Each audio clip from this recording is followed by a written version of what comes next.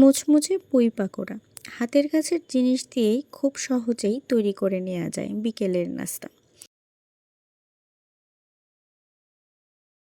আসসালামু আলাইকুম, welcome to my channel sweet and simple বিউটিতে।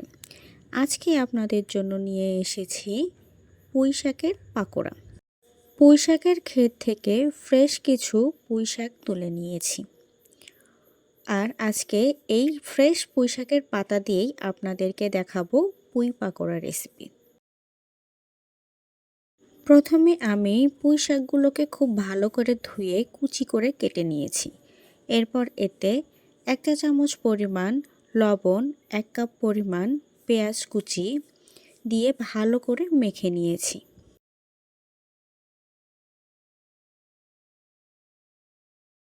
এরপর এতে 1 কাপ পরিমাণ ময়দা অ্যাড করব।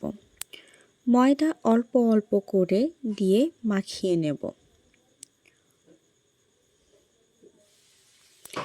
এতে 2 মুঠ পরিমাণ চালের গুঁড়া দিয়ে দেব।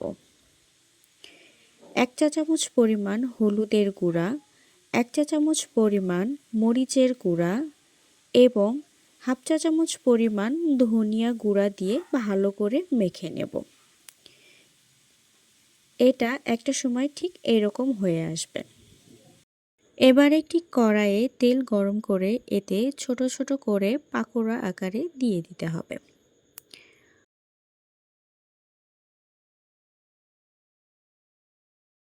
পাকোড়াগুলোকে ভালো করে উল্টিয়ে পাল্টিয়ে দিয়ে নেড়ে চেড়ে ভেজে নিতে হবে।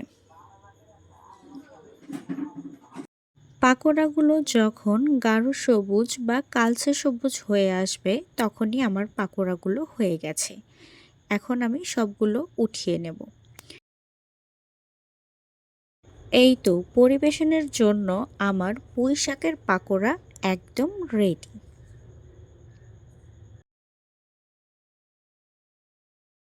হাতের কাছে থাকা সহজ কিছু উপকরণ দিয়ে তৈরি আমার এই পুঁই পাকোড়া।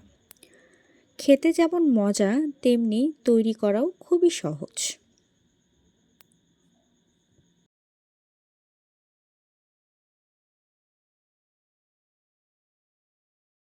চ্যানেলটির নামের পাশে থাকা সাবস্ক্রাইব বাটনে ক্লিক করে বেল আইকনটি বাজিয়ে দিন। এতে করে যখনই আমি নতুন কোনো রেসিপি নিয়ে হাজির হব, আপনাদের কাছে সাথে সাথে নোটিফিকেশন চলে যাবে।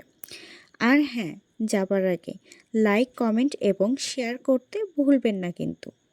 ধন্যবাদ সবাইকে।